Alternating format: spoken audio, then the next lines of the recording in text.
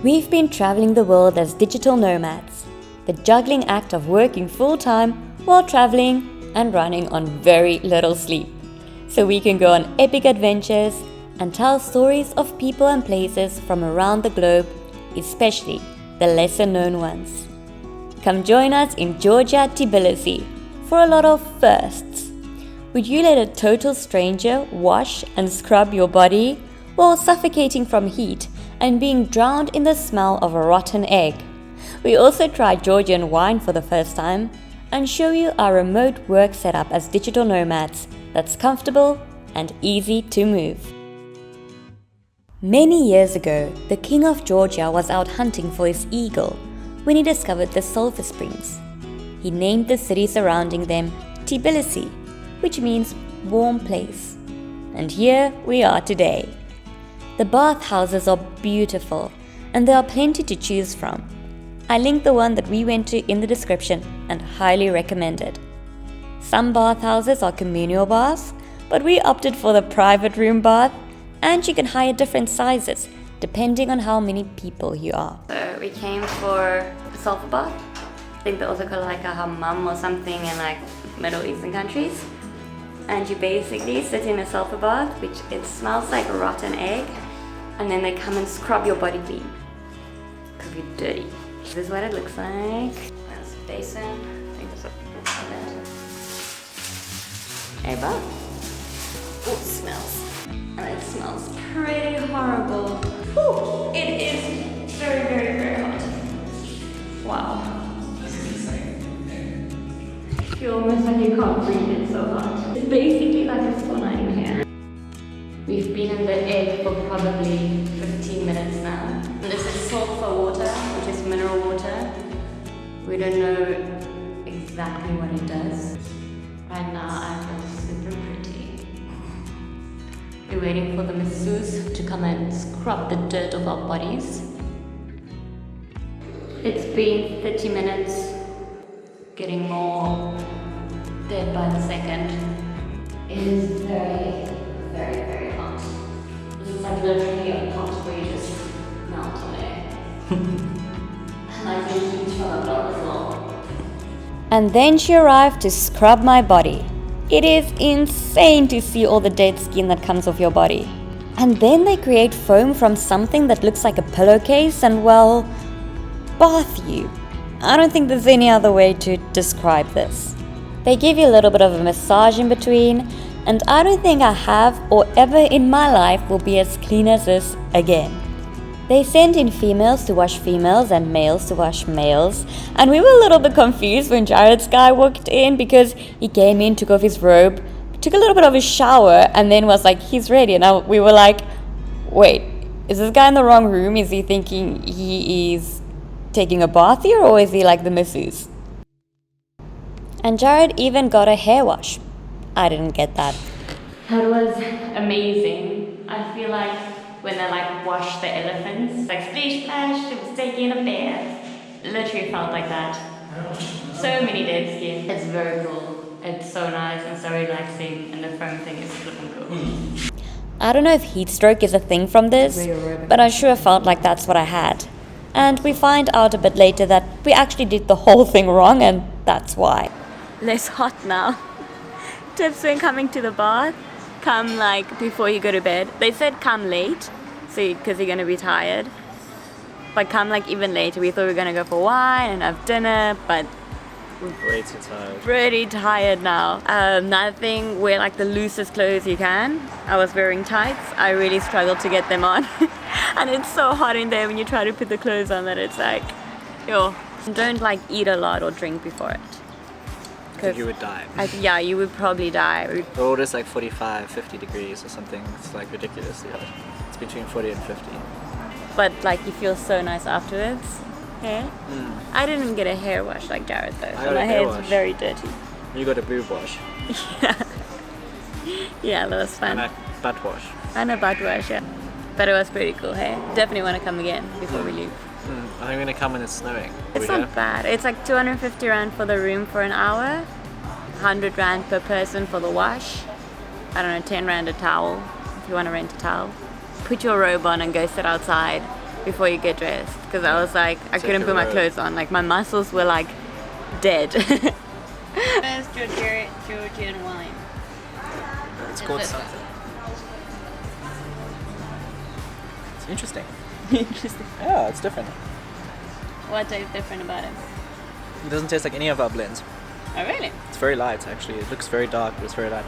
So Jared just read that it said you have to soak for 4 to 5 minutes and then take a cold shower.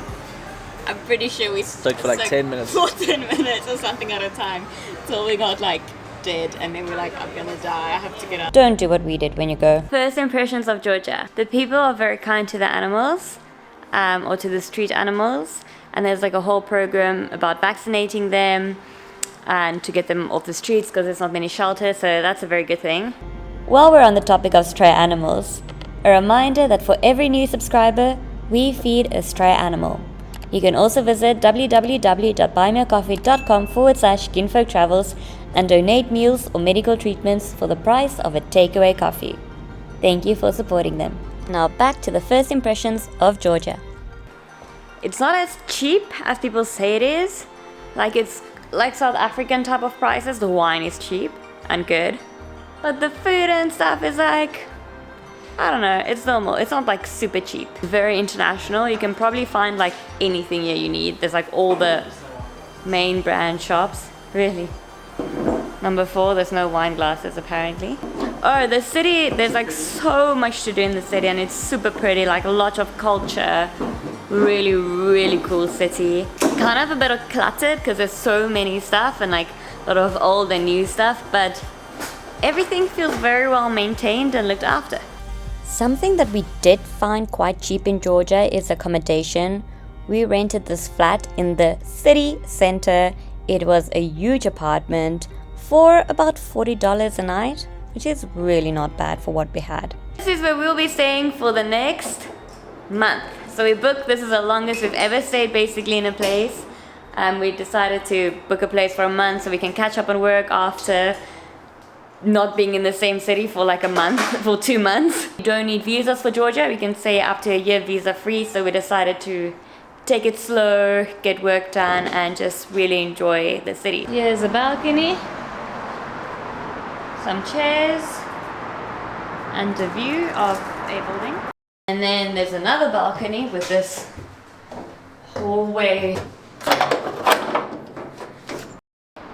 Huge balcony up here. It'd be nice like if there's some chairs here, you can sit and work here. Ordering food in Georgia, however, is quite hard with the language. It is pretty much Georgian, and you can't Google Translate it because they don't support this instant translation yet. So we really don't know what anything is. English to Georgian, and then looking for the same doodles and noodles on the app. Coca-Cola. Okay, well there's a space. That doesn't look like any of them. Exactly. Go up, maybe it's one of those ones, that one. It's that one. Yeah, that's good. Oh, now we know what Coca-Cola looks like. So if anyone wants to know, that is what Coca-Cola looks like in Georgian.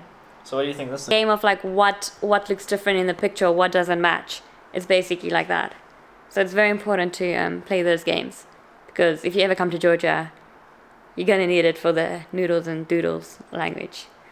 That's what the guide said, and he's a local. So, no offense.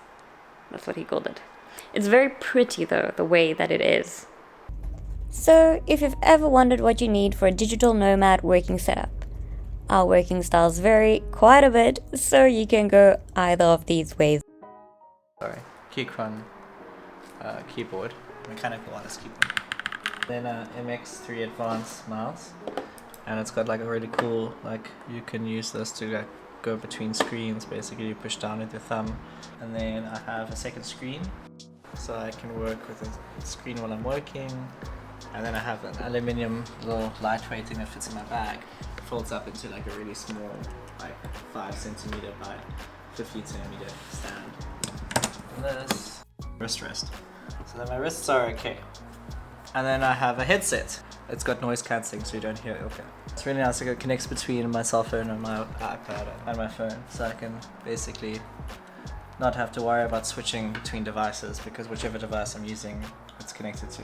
There's something next I buy an iPad for a second screen because it's super helpful, but you can't use somebody else's. You have to log in with your iCloud ID, and if I want to log in with mine, I have to log out of his one, which deletes all the stuff that's on his account from the iPad. This is my setup. Very complicated. It's my MacBook. So I don't like sitting and working in the same place. I can't do that. Like, I have to move around, but yeah, I can't sit in the same place and work. So that's why I don't think like the whole setup would work for me either, because there's too much stuff to move. And like, I usually have like camera and SD cards, and I'm a simple girl. I'm not as high maintenance as Jared. Do my other setup, working on the couch. I love working on the couch, but not as much as on the bed. But with that being said, we both have very different jobs. Jared is a software engineer, so he has different needs than I do. I work in accounting and film, so I guess the cameras that I lug around, I should have put in here as well.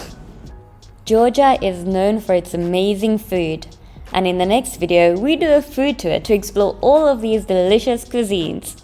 We also take a cable car ride up to an old fortress and look at the city from another angle. Thank you for watching, and remember to subscribe.